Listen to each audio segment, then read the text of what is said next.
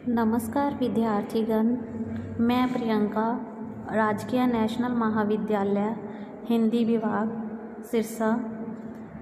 आज हम नरेश मेहता की महत्वपूर्ण 2 कविताएं करेंगे। मंत्र, गंध और भाषा, और दूसरी है अरियानी से वापसी। ये आपके BA तृतीय में पाठ्यक्रम में संकलित हैं। कविता करने से पहले कुछ नरेश मेहता जी के बारे में जान लेते हैं। जो नरेश मेहता हैं वो हिंदी साहित्य जगत में महत्वपूर्ण स्थान रखते हैं। उनका जन्म 15 फरवरी 1922 में हुआ था और उनका जन्म स्थान है शाहजहाँपुर, मध्य प्रदेश। इनकी मृत्यु 2000 ईस्वी में हुई। इनको ज्ञानपीठ पुरस्कार से भी सम्मानित किया गया है इनकी साहित्यिक सेवाओं के लिए। अब हम करेंगे इनकी पहली कविता, जो BA तृतीय की समकालीन हिंदी कविता के पाठ्यक्रम में संकलित है। ये पहली कविता है मंत्र, गंध और भाषा। कवि ने मंत्र, गंध और भाषा कविता में स्पष्ट किया है कि मंत्र, गंध केवल ग्रंथों में नहीं होती बल्कि उसका अस्तित्व भाषा में भी होता है। कहने का भाव क्या है? कवि कहता है कि वो प्रकृति में भी किस चीज़ का अनुभव करता है? भाषा का अनुभव करता है। कौन विश्वास करेगा फूल भी मंत्र होता है? प्रश्नात्मक शैली में पूछ रहा है, भला कोई ऐसा है जो विश्वास करेगा कि फूल भी मंत्र होता है? कवि ने ऐसा क्यों कहा है? इसलिए कहा है कि फूल की सुगंध ही उसके होने का आभास करा देती है। वो भी अपने आप में एक मंत्र है। मैं अपने चारों ओर एक भाषा का अनुभव करता हूँ जो ग्रंथों में नहीं होती, पर जिससे फूलों की सी गंध और बेलपत्र की सी पवित्रता है। कवि क्या कहता है कि मैं चारों ओर, अपने चारों ओर एक भाषा का अनुभव करता है। वो भाषा कौन सी है? वो भाषा है प्रकृति की भाषा, जिसको कवि अनुभव करता है। उसमें कितनी पवित्रता है? उस भाषा में बिल्कुल उतनी ही पवित्रता है जितने पवित्र बेलपत्र होते हैं। इसीलिए मंत्र केवल ग्रंथों में नहीं होते। कवि क्या कहना चाहता है कि केवल बड़े बड़े ग्रंथों में ही मंत्र नहीं होते। अगर प्रकृति को पास से अनुभव किया जाए तो प्रकृति में भी मंत्र होते हैं। धरती को कहीं से छुओ, एक ऋचा का अर्थ क्या होता है? वेद मंत्र की प्रतीति का अर्थ क्या है? अनुभूति होती है। देवदारुओं की ध्यायिष्टि का अर्थ क्या होता है? शरीर रूपी लकड़ी। क्या उपनिषदियाँ नहीं लगती? प्रश्नात्मक शैली में कवि पूछ रहा है, जो देवदारू बड़े बड़े वृक्ष हैं, जो उनकी लकड़ी है, वो भी एक उपनिषद, एक पवित्र ग्रंथ की भांति प्रतीत होती है। तुम्हें नहीं लगता कि इन भोजपत्रों में एक वैदिकता है जिसका साक्षात नहीं किया गया है? वैदिकता का अर्थ भी यहाँ पर पवित्रता है। कह रहे जो बड़े बड़े भोजपत्र होते हैं, जो प्राचीन समय में उन भोजपत्रों पर ही लिखा जाता था, क्या वो भी इस बात के साक्षी नहीं हैं? ये प्रपात का अर्थ क्या होता है? झरने। स्रोत पाठ ही तो करते हैं। कह रहे जो झरनों की आवाज़ है वो ऐसे लगता है, ऐसे प्रतीत होता है कि वो स्रोत पाठ कर रहे हों। यह कैसी वैश्वनारी गंध, वैश्वनारी यानी कि अग्नि, गायत्री छंदों में धूप के पगधरती वनस्पति पर उतर रही है। जो वैश्वनारी गंध है वो किस प्रकार की प्रतीत होती है? जैसे गायत्री छंद हो और धूप के पगधरती वनस्पति पर उतर रही है। जब वनस्पति जिस पर नमी है, उस नमी पर जब धूप पड़ती है और धूप के कारण जो गंध उत्पन्न होती है उस नमी में से, वो ऐसे प्रतीत होती है जो कि कोई यज्ञ के समापन के बाद उत्पन्न होती है। तो कवि क्या कहना चाहता है? कवि कहना चाहता है कि जो इतनी पवित्रता है, जो भाषा का अनुभव किया जा सकता है, वो हम सिर्फ ग्रंथों में नहीं प्रकृति में भी कर सकते हैं। सावित्रियों के इस अरण्यरास का वर्णन किसी शतपथ में नहीं मिलेगा। शतपथ का अर्थ क्या होता है? पवित्र ग्रंथ। कह रहे इन सावित्रियों के इस अरण्यरास का वर्णन किसी भी ग्रंथ में नहीं मिलेगा, अर्थात इससे अनुभव किया जा सकता है। इसलिए मैं एक भाषा का अनुभव करता हूँ। कवि उसी भाषा का अनुभव करता है, अर्थात प्रकृति को महसूस करता है, अनुभव करता है, जो उसे एक भाषा का आभास कराती है, जो ग्रंथों में नहीं होती, पर प्राय जिसे मैंने एकांत और कोलाहलों का अर्थ क्या है? शोर शराबे में। कवि कहता है कि मैंने उसे एकांत में भी सुना है और कोलाहल शोर में भी सुना है। रात और दिन के कृष्ण शुक्ल स्वरों में ये यूँ सूर्याएं का अर्थ क्या होता है? सूरज की किरणें। यजुर्वेद हमारे वेद हैं, 4 वेद हैं, सामवेद, यजुर्वेद, अथर्ववेद, ऋग्वेद। उनमें से एक है यजुर्वेद। कह रहे जो सूर्याओं की किरणें हैं, सूर्य की किरणें हैं, और दिन रात जो कृष्ण पक्ष है और शुक्ल पक्ष है, जिस प्रकार घटता बढ़ता रहता है, यजुर्वेद हो जाती हैं। प्रत्येक क्षण एक मंत्र है। वनस्पति में परनीत होता है, परनीत का अर्थ होता है परिवर्तित होता है, जिसकी गंध फूल मात्र में होती है। कह रही उसकी गंध किस में है? फूल मात्र में है। ये भी अपने आप में एक मंत्र है कि सूर्य की किरणें हैं जो धरती पर पड़ रही हैं, जो चंद्रमा है वो कृष्ण पक्ष में घटता है और शुक्ल पक्ष में बढ़ना प्रारंभ हो जाता है। तो ये भी अपने आप में क्या है? एक मंत्र है। नाम सीमा का होता है, असीम का नहीं। तो कवि क्या कहना चाहता है कि नाम सीमा का होता है, असीम, जिसकी कोई सीमा नहीं है, उसको हम कोई भी नाम नहीं दे सकते। तब भला उस गंध को क्या नाम दोगे जो फूल मात्र में होती है? तो कवि कहता है कि उस गंध को, उस सुगंध को हम कोई नाम नहीं दे सकते जो फूलों से आ रही होती है। हमारी सारी भाषाओं से परे वह एक साक्षात है। साक्षात यानी कि प्रत्यक्ष रूप में हमारे सामने है, जो सारी भाषाओं से परे है।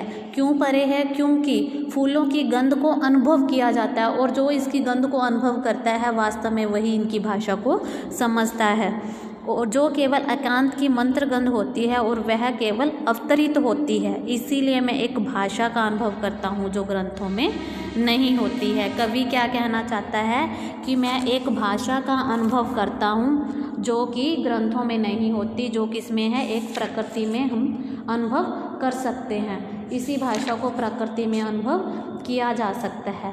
संक्षेप में इस कविता में जो कवि है नरेश मेहता है, वो कहना चाहता है कि मंत्रों की गंध केवल ग्रंथों में ही नहीं होती, बल्कि उसका अस्तित्व भाषा में भी होता है। कवि स्पष्ट करना चाहता है कि कोई यह विश्वास नहीं करता कि फूल भी एक प्रकार का मंत्र होते हैं, परंतु वास्तव में फूल भी एक मंत्र ही होता है। इसी कारण कवि अपने चारों ओर एक ऐसी भाषा का अनुभव किया करता है जो किसी पुस्तक में नहीं पाई जाती। उसे अपनी अनुभूति उस भाषा में फूलों सी गंध तथा बेलपत्रों की सी पवित्रता दिखाई देती है। फूल मात्र में जो गंध होती है उसकी भाषा का कवि सारी भाषाओं से परे प्रत्यक्ष रूप में अनुभव करता है। कवि कहना चाहता है कि इस गंध को मैं प्रत्यक्ष रूप से अनुभव करता हूँ। ये नरेश मेहता की कविता थी मंत्र, गंध और भाषा। अब हम उनकी अगली कविता है जो आपके पाठ्यक्रम में है, अरण्यानी से वापसी। अरण्यानी का अरण्य क्या होता है? जंगल या वन। अरण्यानी यहाँ पे क्या होगा? संन्यास की भावना, संन्यास की भावना। तो इस कविता में जो कवि है अरण्य को छोड़कर फिर से अपनी धरती पर आकर अधूरे निर्माण के कार्य को फिर से करना चाहता है। यह नरेश मेहता जी की महत्वपूर्ण और चर्चित कविता है। इस कविता के द्वारा कवि संदेश देना चाहता है कि व्यक्ति के जीवन में संन्यास से अधिक कर्मशीलता का महत्व है। कहने का भाव क्या है कि मनुष्य को अपने कर्म को करना चाहिए, क्योंकि इस धरती पर वो अपने कर्म ही करने आया है और उस कर्म के आधार पर ही वो अपना अस्तित्व बना सकता है और समाज को कुछ प्रदान कर सकता है। कवि की अरण्यानी से वापसी कविता में अनुभूति है कि अरण्य छोड़कर फिर से अपनी धरती पर आकर अधूरे निर्माण को पूरा करना है मनुष्य जब कविता का रूप धारण कर लेता है तो वह उत्सव के समान बन जाता है। तो हम करेंगे कविता अर्याणी से वापसी की व्याख्या। मेरी अर्याणी मेरी संन्यास की भावना, मुझे यहाँ से, अर्याणी जंगल भी कह सकते हैं, वन भी कह सकते हैं, कि मुझे ये वन को छोड़कर यहाँ से वापिस अपनी धरती का अर्थ क्या है? अपनी कर्म भूमि, अपनी शाश्वती का अर्थ क्या है? सनातन धर्म के पास वापिस लौटना ही होगा, ताकि मैं यहाँ पर आत्मकथात्मक शैली है, मात्र एक व्यक्ति, केवल एक कवि ना रहकर अपने समय की सबसे बड़ी घटना बन सकूं। घटना किस प्रकार बनेगा कवि? अगर वो काव्य रचना करेगा, और काव्य रचना उसकी श्रेष्ठ होगी तो उसको सदियों तक याद किया जाएगा। तो कवि कह रहा है कि हे अर्याणी, हे संन्यास की जो भावना है उसको त्याग कर मैं इस अरण्य, इस वन को छोड़कर अपनी कर्म भूमि, अपने सनातन धर्म में वापस लौटना चाहता हूँ, ताकि मैं केवल एक व्यक्ति नहीं, अपने समय की सबसे बड़ी घटना बन सकूँ। घटना कब बनेगा कवि? जब वह एक श्रेष्ठ कविता की रचना करेगा। कविता जब केवल विचार होती है तब वह सत्य का साक्षात होती है। कह रहे जब कविता, कोई भी कवि लिखता है कविता तो सबसे पहले उसके मन में विचार आता है, वो विचार सत्य का साक्षात होता है, वो पूरी तरह से सत्य होता है। तब वह परम पुरुष की लीला, परम पुरुष यानी ईश्वर की लीला होती है। तब वह आत्म उपनिषद वेद को बोला जाता है, आत्म उपनिषद होता है। पर जब वह भाषा के भोजपत्र पहन लेती है तब वह आनंद के मंत्र, आसक्ति के पद यानी जिसमें पूरी तरह से लीन होया जा सके, तन्मयता के कीर्तन, तन्मयता का अर्थ क्या है? एकाग्र होकर करना, विनय की प्रार्थना और लालित्य के गान। लालित्य का अर्थ क्या है?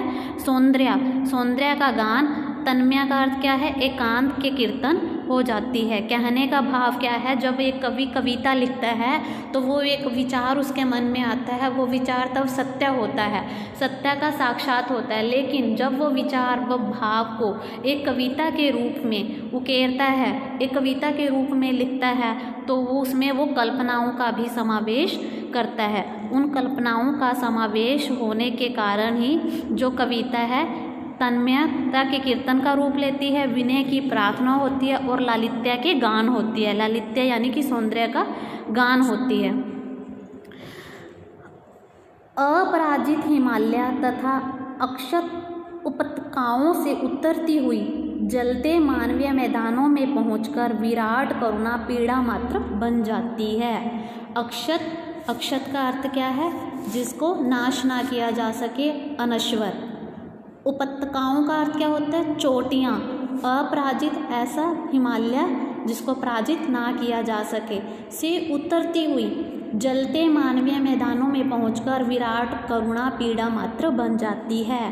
पीड़ा मात्र, संवेदनशील होना। कह रहे जब मेरी कविता इन अपराजित हिमालयों से उतरकर धरती पर जाएगी, मानवीय मैदानों में, जहाँ पर मनुष्य रहते हैं उन मानवीय मैदानों में जाएगी, तब वह एक विराट करुणा का रूप ले लेगी और वो जो पीड़ित हैं उनको शांत करेगी। मेरी अर्याणी, ये मेरी संन्यास की जो भावना है, मेरा जो वन है, मेरी इस वैष्णवता का क्या? पवित्रता को भी परीक्षा देनी होगी, मेरी पवित्रता को परीक्षा देनी होगी। कवि कह रहा है मेरी इन प्रार्थनाओं को भी, जो मेरी कई गई प्रार्थनाएं हैं, अपने समय और कोटि का अर्थ क्या है? करोड़ों लोगों के बीच एक कविता, एक घटना, एक मनुष्य सा घटित होना ही पड़ेगा। कवि क्या कहना चाहता है कि मुझे अपना कवि कर्म करना ही पड़ेगा और मेरी कविता ऐसी होनी चाहिए एक घटना की तरह, जो पीड़ित लोग हैं उनको कुछ सुख प्रदान कर सके, और अपनी कर्म भूमि में मैं जाकर ऐसी कविता लिखूं जिससे समाज में फैली हुई समस्याओं, विद्रुपताओं को दूर किया जा सके। कवि अपने समय में लौटकर अपने समय की सबसे बड़ी घटना बनना चाहता है। कवि कहना चाहता है कि इस कार्य हेतु वह स्वयं को उस मानव समाज से जोड़ना ही होगा, उसको फिर से वहाँ पर जाना ही होगा। युद्ध के 18 दिनों के रक्ताभिषेक के बाद ही कृष्ण की वैष्णवता इतिहास का वासुदेव बन सकी थी। यहाँ पर श्री कृष्ण का उदाहरण लेकर जो कवि हैं कह रहे हैं कि 18 दिन के महाभारत के युद्ध के बाद ही जो कृष्ण थे वो वासुदेव कहलाए थे, अर्थात उन्होंने पांडवों का साथ दिया था और अपनी पवित्रता को साबित किया था, और ये भी उन्होंने सिद्ध किया था कि पांडव अपनी जगह पर सही हैं। इतिहास के वासुदेव। उसी तरह जो कवि है उसको भी अपने समय की विशेष घटना बनना होगा। शतानक का अर्थ क्या है? शमशान हुई इस पृथ्वी को, और सनस्त्र यानी कि पीड़ित लोगों के पुण्य उत्सव होने से अधिक ना कोई मंत्र है और ना वैष्णवता। कवि क्या कहना चाहता है? शमशान हुई पृथ्वी और पीड़ित हुए लोगों में अगर मैं एक उत्सव, एक उत्साह भर दूं तो इससे बड़ा कोई भी मंत्र नहीं होगा और इससे बड़ी कोई भी पवित्रता नहीं होगी। कवि क्या कहना चाहता है कि अपनी कविता के माध्यम से अगर वो ऐसी कविता की रचना करे जिससे किसी के मन को शांति प्राप्त हो और किसी के जीवन में उत्सव भर जाए तो इससे बड़ी पवित्रता कोई नहीं होगी। इसीलिए मेरी अर्यानी मुझे यहाँ से वापस अपनी धरती, अपनी शाश्वती अपनी कर्म भूमि, अपने सनातन धर्म में वापस लौटना ही होगा। मुझे वापस जाना ही होगा ताकि मैं अपने समय की सबसे श्रेष्ठ घटना बन सकूं। श्रेष्ठ घटना किस प्रकार बनेगा? जब वो एक श्रेष्ठ काव्य रचना करेगा तभी वो एक श्रेष्ठ रचना बन पाएगा। पांडवों के कीर्ति स्तंभों जैसा भोजपत्रों, उद्धर्व मनस यानी कि उच्च विचार के योगियों जैसे देवदारों, प्राकृतिक वस्तुओं का वर्णन सजीव वस्तुओं से, सजीव प्राणियों से करते हुए कवि कहता है जो भोजपत्र हैं वो किस प्रकार के हैं? पांडवों के कीर्ति स्तंभ के जैसे प्रतीत होते हैं, और जो देवदारू वृक्ष हैं वो किस तरह के हैं? जिस प्रकार बड़े योगियों के, साधु योगियों के उद्धर्व मनस होते हैं, अर्थात उच्च विचार होते हैं। इन सबको गायों की त्वचा जैसे चिकने और संस्पर्शी हिमनदों यानी कि जो हिम नदियाँ हैं और गाँव की जो त्वचा है उससे चिकने मैं अपने पर से उतार रहा हूँ हिम के ये मलमली चिवर का अर्थ क्या है? वस्त्र। वनस्पति के वलकल का अर्थ क्या है? छाल। कवि क्या कहना चाहता है? कवि कहना चाहता है कि जो गाँव की त्वचा के समान चिकने और जो हिम के मलमली जो कोमल वस्त्र हैं, वनस्पति की छाल है, वो मैं अपने आप से उतार रहा हूँ। कहने का भाव क्या है? मैं इस प्रकृति से दूर जा रहा हूँ क्योंकि मुझे मानवीय समाज में जाकर अपना कवि कर्म करना है। अपनी प्रकृति को छोड़कर, अपने अरण्य को छोड़कर कवि यहाँ से जाकर अपनी कर्म भूमि में जाना चाहता है। औषधियों के ये अंगराग किसको बोला जाता है? जिसको लगाने से शरीर पर सुगंध आती है। ब्रह्म कमल की यह व्यक्तित्व गंध, जो ब्रह्म कमलों से आने वाली गंध है वो। नदियों के यज्ञोपवीत, नदियों से उठने वाली ध्वनियाँ जो कि यज्ञ का आभास कराती हैं। हवाओं की ये माधवी का अर्थ क्या होता है? मधुर रागनियाँ, और एकांत में धरोहर सा रखे जा रहा हूँ। कवि क्या कहना चाहता है? औषधियों के ये अंगराग, जो अंगराग होते हैं सुगंधित पदार्थ औषधियों के, ब्रह्म कमल के समान आने वाली व्यक्तित्व गंध, और नदियों के यज्ञोपवीत यानी नदियों के बहने से जो ध्वनि उत्पन्न होती है वो किस प्रकार की प्रतीत होती है? यज्ञ के समान प्रतीत होती है, यज्ञ के समय उठने वाली ध्वनियों की तरह प्रतीत होती है। हवाओं की ये माधवी रागनियाँ, माधवी का अर्थ क्या होता है? मधुर रागनियाँ, और एकांत में धरोहर सा रखे जा रहा हूँ। कवि कहता है इन सब चीज़ों को, इन पवित्र वस्तुओं को मैं यहीं पर एक धरोहर के रूप में रखे जा रहा हूँ। हिमालय का यह इंद्र मुक्त बादलों, हवाओं, ग्रह, नक्षत्रों में, हिमालयों का यह इंद्र मुक्त, जो हिमालय इंद्र मुक्त के समान है वो बादलों, हवाओं, ग्रहों, नक्षत्रों, ओहोरात्र यानी कि दिन रात संपन्न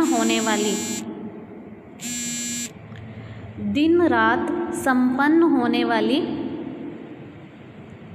राजसूर्य यज्ञ भी छोड़े जा रहा हूँ। मेरी अर्याणी इतना वैराट्य, इतनी पवित्रता लेकर कोई भी हाट बाजार क्या अर्थ है? संसार में नहीं जा सकता। कह रहे कवि कहना चाहता है कि इतनी जो पवित्रता है प्रकृति में, इतनी शुद्धता है, इसको लेकर मैं मैदानी भागों में, अर्थात कहने का भाव क्या, मानवीय समाज में, संसार में नहीं जा सकता। इसी इतिहास और राजनीति में दग्ध हुए। इतिहास और राजनीति यहाँ व्यंग्यात्मक रूप से कहा है। जो आज के समाज में फैली हुई कुरीतियाँ हैं उनको लेकर कवि ने कहा है। मनुष्य मात्र को अब केवल कविता की प्रतीक्षा है। कवि कहना चाहता है जो राजनेताओं से दुखी हो चुके मनुष्य हैं, इतिहास की कुरीतियों से, रूढ़ियों से तपित हो चुके हैं, उस मनुष्य को केवल अब मेरी कविता की ही प्रतीक्षा है। कविता का लोगों के बीच लौटना मनु के लौटने जैसा होगा। कवि कह रहे हैं कि कविता का लौटना अर्थात मेरी लिखी हुई कविता का लौटना इसी तरह से प्रतीत होगा जैसे कि मानव विकास में मनु का लौटना। कविता का लोगों के बीच लौटना एक अविश्वसनीय घटना होगी। इसीलिए मेरी अर्याणी संन्यास की भावना को त्याग कर हे अरण्य वन जो है, मुझे इस धरती, अपनी शाश्वती के पास लौटना होगा। अपने सनातन धर्म, अपनी कर्म भूमि में मुझे वापस जाना ही होगा। मैंने सूर्य को अर्घ्य दिया ही इसलिए था कि उसकी तेजस्वी सूर्याएं का अर्थ क्या है? किरणें नित्य मेरी गलियों में इस धरती पर आकर मनुष्य, पशु, पक्षी, फूल, वनस्पतियों बनकर उगे।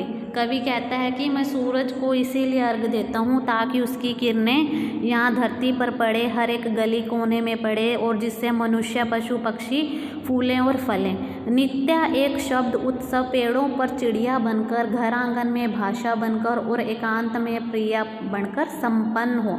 कवि कहता है कि मैं ऐसी कविता की रचना करना चाहता हूँ जिसका हर एक शब्द एक उत्सव के समान हो, पेड़ों पर चिड़िया, घर आंगन में भाषा बनकर और एकांत में प्रिया बनकर संपन्न हो। जो घर आंगन में भी धरती, सूर्य,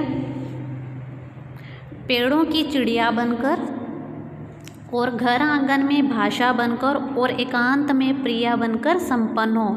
कवि कहना चाहता है कि मेरी कविता की भाषा हर एक के घर आंगन में गूंजे और एकांत में प्रिया बनकर संपन्न हो।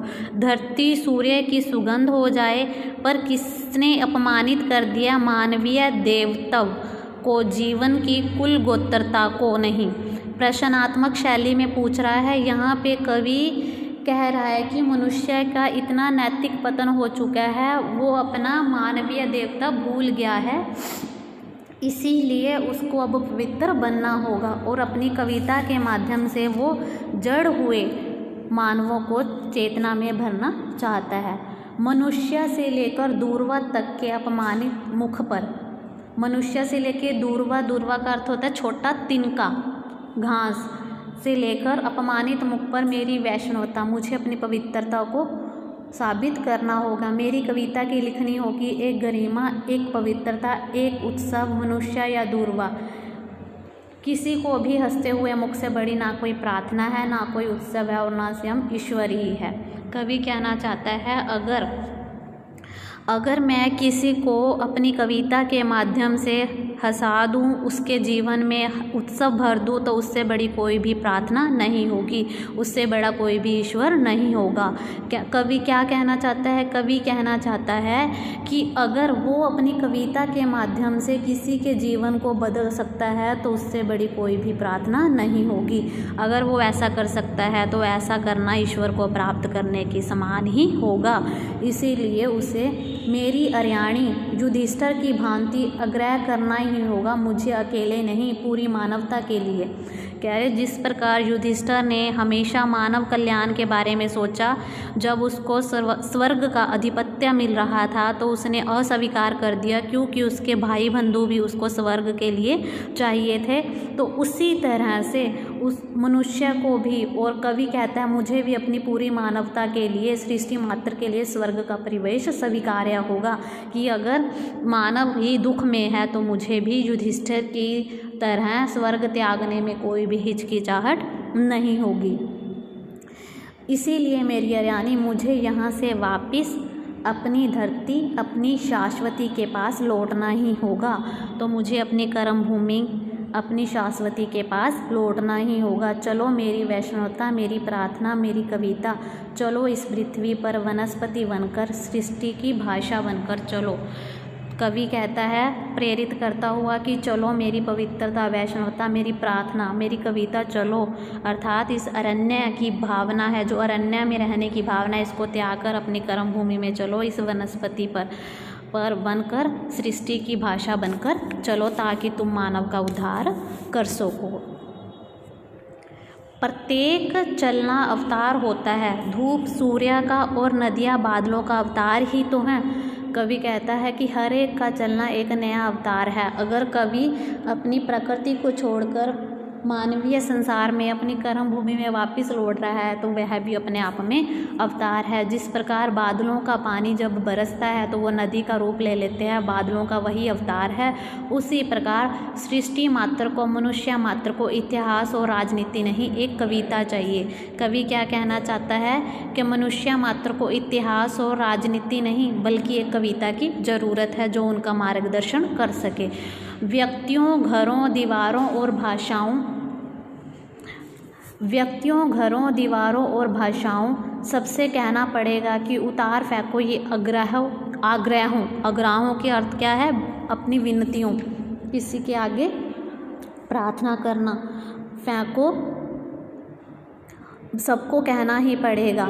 उतार फेंको ये आग्रहों की वर्दियाँ, पोस्टों के वस्त्र, ये मनुष्यता के अपमान, भाषा को दोगला बना देने वाले भाषण। कवि ने ये क्यों कहा है भाषा को दोगले बना देने वाले भाषण? कहने का भाव क्या है, जब राजनेता भाषण देते हैं तो उनके भाषण में जो वादे किए जाते हैं उनको पूरा नहीं किया जाता। जब वो वोट ले लेते हैं उसके बाद उनका काम निकल जाता है, तो ये क्या है? भाषण दोगले हैं कि कहने का भाव उनका कुछ है और करने का भाव उनका कुछ है। और इतिहास में भ्रष्टाचार, जो राजनीति में भ्रष्टाचार फैला हुआ, उन पर भी करारा व्यंग्य करते हुए कहते हैं कि व्यक्तियों को ये उतार देने चाहिए। भाषा को गाली देने वाले जो नारे हैं, जो नारे लगाए जाते हैं, उनको अपने स्वस्थ और देह पर से नोच फेंको, जो गुदनों की तरह, गुदनों का अर्थ क्या होता है? टैटू तरह तुम्हारे शरीर पर गोद दिए गए हैं, उनको भी फेंक दो। मेरी वैष्णवता एक कविता, एक कदम्ब की उपस्थित हो। कविता जब प्रार्थना हो जाती है, कविता जब मनुष्य हो जाती है, तब वह इस पृथ्वी की साधारण जन की रामायण हो जाती है। कवि क्या कहना चाहता है, जब यह पवित्रता का रूप ले लेगी कविता, तो वो एक प्रार्थना के समान होगी, वो एक कविता के समान होगी।